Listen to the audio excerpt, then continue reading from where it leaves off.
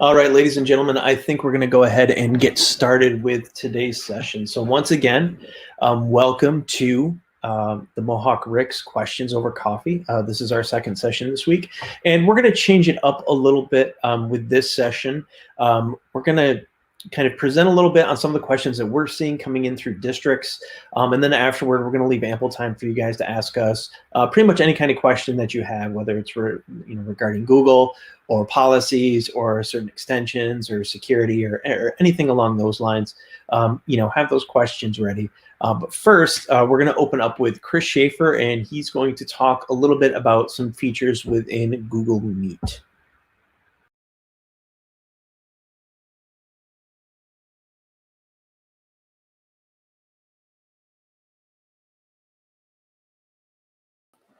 So a lot of teachers are transitioning to some remote learning options to work with students, whether it be in a Google Classroom or any other vehicle. And so one of the ways they've been trying to meet with students is using the Google Meet platform. So I would like to, I'm going to go ahead and pull up my screen here. So Google Meet is found at meet.google.com. And what it does is it allows you to meet with students in a video call, almost like a video conference. It's similar to tools like WebEx or Zoom, where you can have multiple people connect with audio and video connections. The nice part about Meet is it can be reached from just about any device that has an internet connection.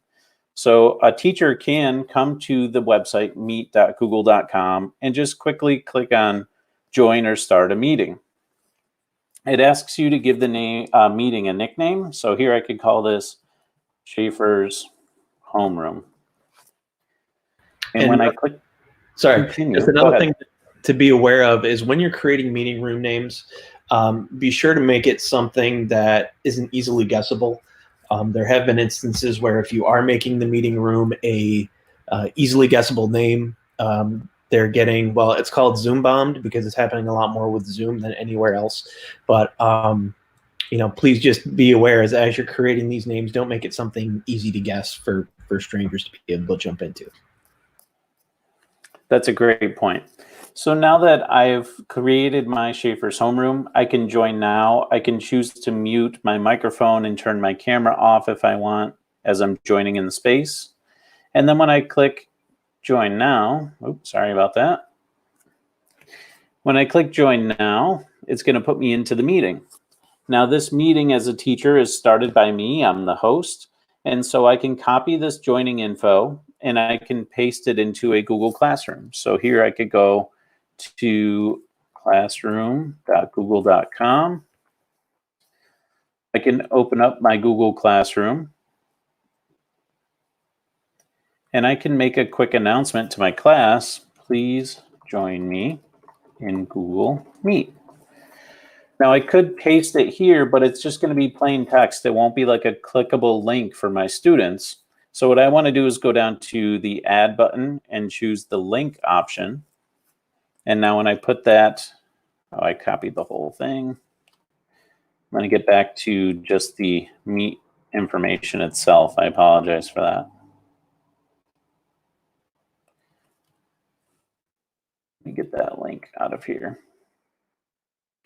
If I go down in my meeting here, I can just quickly get the link here in this bottom panel, and I can paste that in as the link instead. A little bit easier.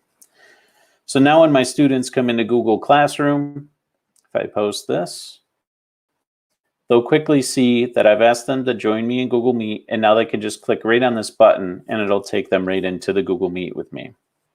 So that's for a quick kind of ad hoc meeting that I don't have scheduled ahead of time, but I want to get my students in. If I want to schedule something, I can do that another way. So I'm going to close out of this Meet.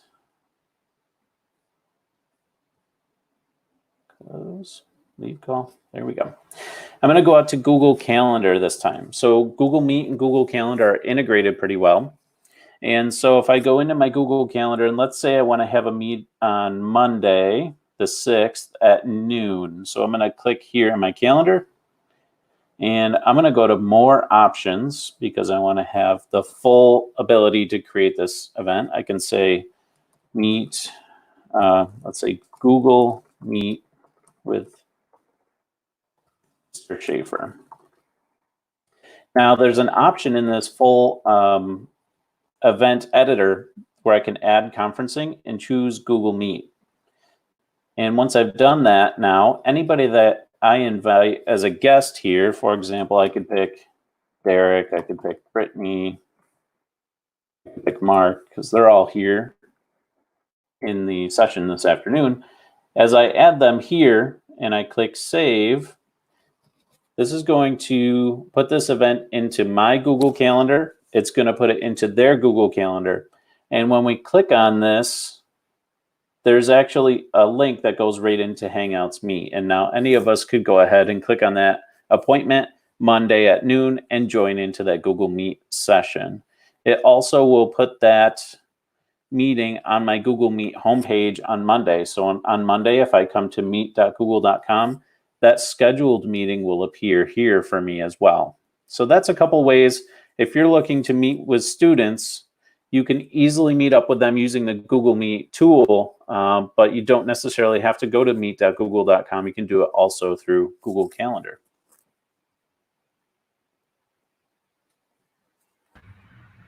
Alrighty, thank you, Chris. So with that, what I'm going to do is I'm actually going to turn it over to another model schools coordinator named Brittany Gaffney, and she's going to talk about how you can kind of use Google Classroom to leverage recording within your classroom. So I'm going to hand it over to Brittany. Hi, everybody. I'm Brittany Gaffney. Good to see some familiar names again. I'm going to go ahead and share my whole screen with you. All right. Little inception here. So using Google Meet to screen record. So I know there's a lot of different screen recording options for you to use out there, but you can actually use Google Meet to record yourself teaching and share your own screen. So I just started by going to Google Meet, just as Chris has showed. I'm going to join a meeting or start a meeting. I'm just going to call this recording 1 for now, because I'm really just going to be talking to myself, right? As a way to do an instructional video. So I'm going to go ahead and click join. And it's starting. I'm going to ignore the invitation code. Now, the first step would be to start recording. So by hitting these 3 dots, you have the option to record the meeting. And again, this is just with yourself. So right now it's recording your whole face. And then once your recording starts, you can go ahead down at the bottom where it says present now. That will present and project your screen. And I always pick entire screen. It just seems easier. So you'll highlight what you want to share and hit share.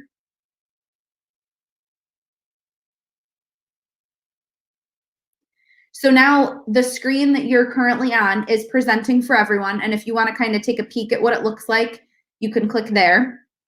This isn't actually what it will look like to others. It's just because I have so many screens open. And then you can go back to you and just kind of drive your screen and share your screen as you're talking. Now, once you're done with the recording, right, you're sharing your screen, the kids will actually see after the recording is made, your face will be over here and then your screen will take up the rest of the page. Kind of like what you're seeing now in StreamYard. You see our faces on the side and then the screen recording on the right. It'll look the same. So now you're thinking, well, how do I get this to the kids? So once you're all done, you're going to click your 3 dots here and stop the recording. And you'll get a little message that says the recording will be saved in blank's Google Drive, your Google Drive. So we'll hit stop. And then you'll also get like an email when it's done. And I can show you an example of what an email might look like. They'll look like this. So it'll come from Meet Recordings, and you'll see the recording there and a transcript even too of the recording, which is cool. And I'll just open up one that I've done just so you can see. So here's my screen, awful place to pause, and here's my face. So this is how you can attach it really easily to the kids. So once it's in your Google Drive, and I have some saved in here, they'll save automatically. You can go ahead and attach that to your Google Classroom as a piece of classwork. So you can attach it right as a material from your Google Drive and go ahead and snag whatever video that you just recorded. And the one that you did just record should be in your recents. It just wasn't fully done rendering yet on my end, but you can click any video and add it and the kids will be able to see that. So I hope you were able to see, how that works. And if there's any questions, let me know. But yeah, using Google Meet to screen record and do your instructional videos is super helpful. And then it saves right to your Google Drive. Alrighty, thank you, Brittany. So what I'm going to talk about now is, Brittany talked about using Google Meet to record, and some districts, depending on how your security is set up, you either do have the ability or you don't have the ability to add different extensions. I know that, we've been talking a lot about in our webinars, and especially if you caught our webinar earlier in the week with Heather Schaefer talking about video tools, is one of the tools that we leverage a lot if you do have the ability to install Google extensions on your school computer is, and I'm going to pull it up here, is what's called screencastify. So this is just a website. If we go out to screencastify.com, if you've never used it before, it's just a Google extension, which will pop up in your toolbar up here. And you can set it up for free. You just have to log in with your Google credentials. And with the free account, it will give you access to, I believe, 5-minute video recordings. So you can go in and you can kind of screencast for 5 minutes, record it, and then be able to distribute it after the fact. If you do want the pay version, if you want to go out of pocket, it is $49 per year to use Screencastify, but that means that you get unlimited recording, you get some more editing features, and then you can actually go in and actually, edit, reorder, and move things around, so you have more of an inline editor to be able to kind of play with. So I just kind of wanted to give everybody a brief overview on that. But if I went in and it actually installed the Screencastify extension, what it's going to look like is up here at the top of my screen, and it might be kind of hard to see, but there's a little red arrow, and that's my Screencastify extension that's buried in the other 2,000 extensions that I have.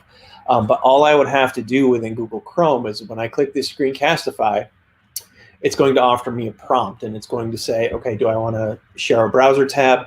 Do I just want to record my webcam? So if I do just want to set up a recording session just of me talking and be able to post that to my students, I can do that.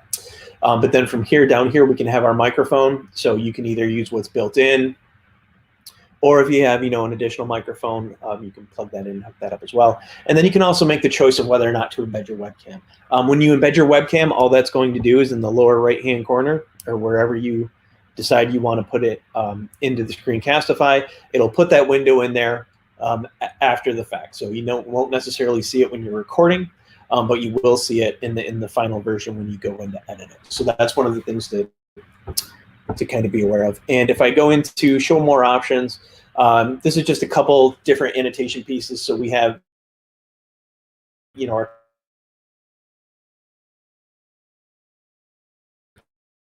but we have little option tools. So if I turn that on, that's actually going to allow us to pull up annotation tools on our screen as well. So we can go in, we can draw different things. We can draw your attention to different pieces.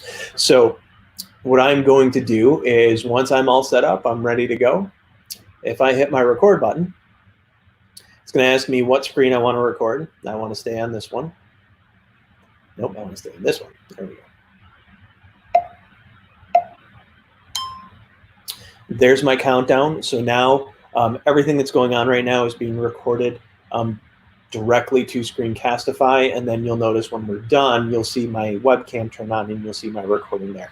So now I can click through everything that I need to click through. So if I just wanted to navigate this site quick, and this is just kind of a leveraging video and education workshop that a few of us did throughout the course of the year here. But if I want to click through a few things and talk my way through it, I have the ability to do that. And once I'm all done, I can simply come up to the Screencastify button up here, select the stop button, and as soon as that recording's over, what's going to happen is Screencastify is going to open up the website for which it's saved in. And now it'll give you a preview so you can kind of see that the video is playing down here at the bottom. At the base level, I can come in and I can just drag my scissor points to trim the video however I see fit. So if I want to cut out this end part, I can go to here, hit save trim, and it'll save that content. I can open it in an advanced editor, and like I said, that's the pay feature that's involved. But a few of the things that I want to point out to you is once you have your videos all set up, is over here on the right-hand side, at the very least, it has a copy shareable link piece. So if I click on that, it's going to copy the hyperlink to my clipboard, and then I'll be able to paste it in Google Classroom or wherever. But you'll also notice down here, these share options, I can share it directly to Classroom. So if I hit share to Classroom, what it's going to do is it's going to ask me what classes that I want to put it in. And I'm just going to put it in this test classroom, choose an action, so that way I can create an assignment from it. I can ask a question, I can make an announcement, or I can just put it in as a piece of material within my course. In this case, I'll just put it in as a piece of material, select go, and drag this window in a little bit. But now you can see the same features that we get in Google Classroom when we're creating content. I can post it to multiple classes. I can individualize it for students. So if I do need to create separate videos for individual students, I have the ability to do that. I can add my description. I can add it to a topic wherever I see fit. And when I'm ready to go, I can select post. And it'll post my Screencastify video directly to Classroom. So the workflow is very nice that's built into Screencastify and some of the things that you can do. And it's just a quick and easy way to get content out to your students. Just a couple other options that we have. We can send it an email, and we can generate QR code. Down here at the bottom where it says download, this is one of the paid features. But if I click on that, you can see I can download it. I can export it as an MP4. I can export the audio only, so there's just an audio transcript to it. Or I can export it as an animated GIF. So I wanted to create a GIF of myself doing something. I could screen record it. I can download it as a GIF, and I could put it up in my classroom or wherever it is that I communicate with students. So just want to give everybody kind of a brief overview of Screencastify and everything that it has to offer on the free side.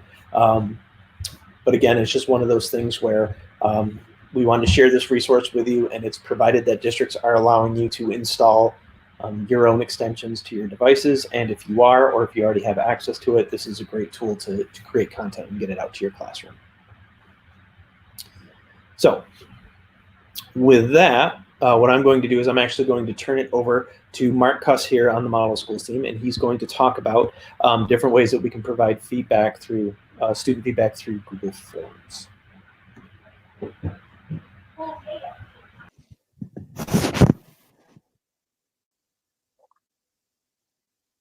Hello, I'm Mark Kuss. I work for Model Schools as a technology integration specialist.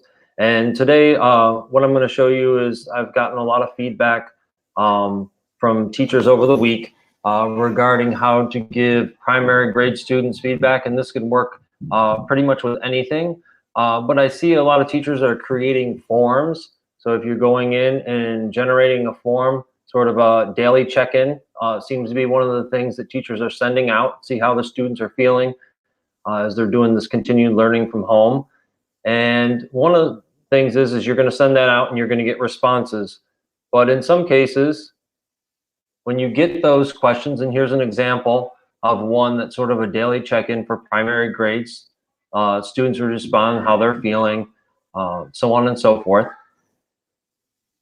And when they get to their responses, the teachers are getting a response or waiting for responses, and students are not able to, or the teachers aren't able to send feedback to students based on the response. So if a student is saying, I'm upset, or I really miss school, or I'm not having a great day, or I can't find things in Google Classroom, teachers want a way to provide feedback to the student. So one of the things is when you go into responses, and this is just an example of students that had responses, and I sent one out to myself.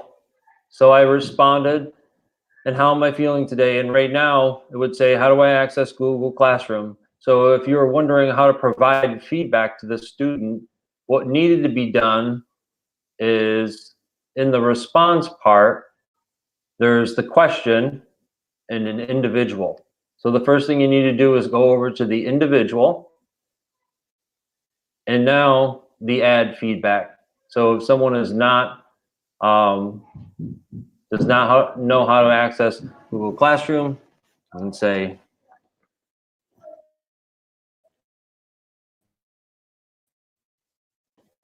hello, Mark, right? The access to the feedback, you can put in there the link to the where to find Google Classroom, and help the student that way. And you can save that, and it's immediately going to send. So going back to the original check-in, when we create a form, some of them are sending out as a form. This form will be sent out as a survey.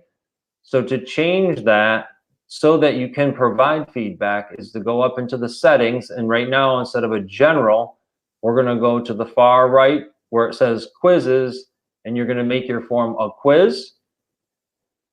Students are not necessarily going to be great on it, but even if you are sending out a form that you want to grade or provide feedback to students, you can either immediately, students can release the grade after the submission, or I have a lot that are selecting later, because that way you can manually review it, add the feedback, and then you can send it back. So that, again, is sort of a quick overview of how to make sure that you're creating your forms not as a survey. Just go to the gearbox, create it as a quiz, and then when you do get those responses back in a survey, go to that individual, and then it would be able to send feedback to that student.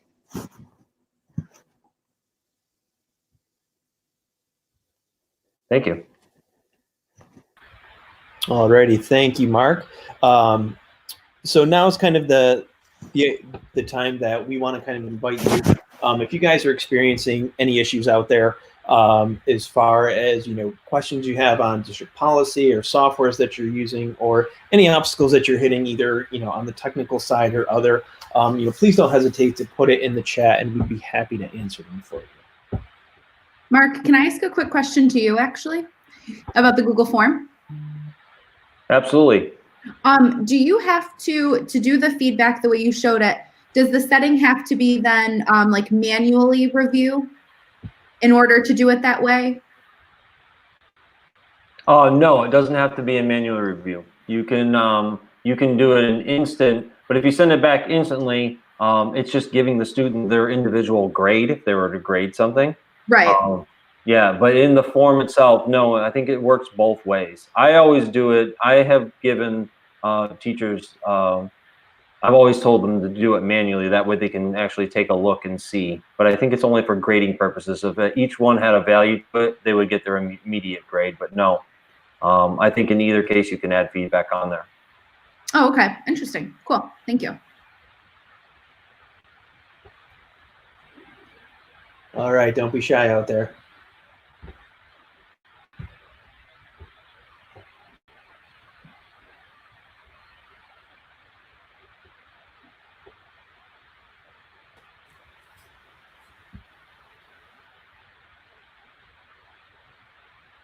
All right, just gonna check the other feed here.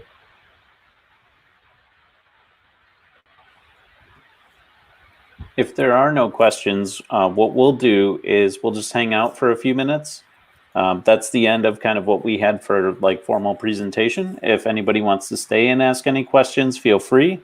Otherwise, thank you very much for joining us both today. And I know a lot of the names that I see in the chat are names that I've seen throughout this time that we've been home. So we appreciate you joining us, and we appreciate the effort you're putting into challenging yourself to learn new things while you're home on this.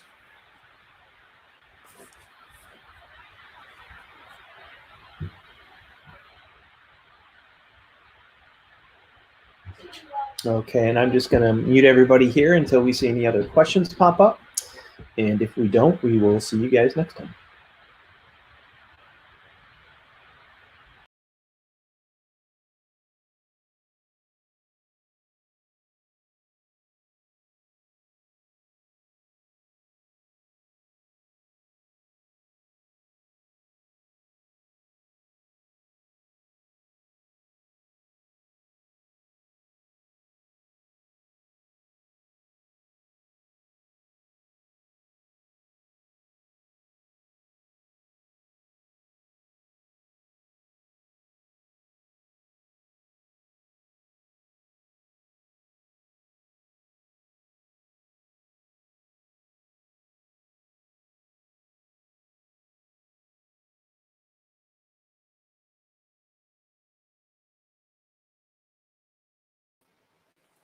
So I did see one question come in from Joseph, where he is asking if there's a way to move items that are in a Google Classroom stream. So I'm going to just share my screen really quickly and just show you how that's done. It's a little easier to see that way than by typing it into the chat. So here is an example of a Google Classroom with a stream. It'd be nice if they would let you just kind of click and drag these, but unfortunately it doesn't let me here in the stream. But what I can do is over on the right-hand side, there's 3 dots for each item in the stream. I can take that and I can move it to the top. So if you know the order that you want them to be in, you can just go ahead and move them to the top, and that'll bring it right up to the top of the list. And there you go, move to the top. And that way, you know, this might be, for example, something you want to highlight just for today or this week. And then you can move something else up to the top above that if need be. But that's how you can get those items to move to the top of the stream. If you want a way to really organize what your students are seeing, I would generally recommend that you use the classwork tab instead. And with the classwork tab here, you can use your topics to really organize what students are seeing. So you could do, you know, week of April 6th, and all of next week's items could go into that folder. And that makes it really easy for students to know the organization. And in this section, it's all drag and drop. So I can take any of these items and just drag it down into one of these folders. And now it would be organized in the way that I wanted it to be. So if you're looking for a classroom organization tool, I think the classwork tab is a little easier to organize, but the stream piece will let you at least move items up to the top of the list.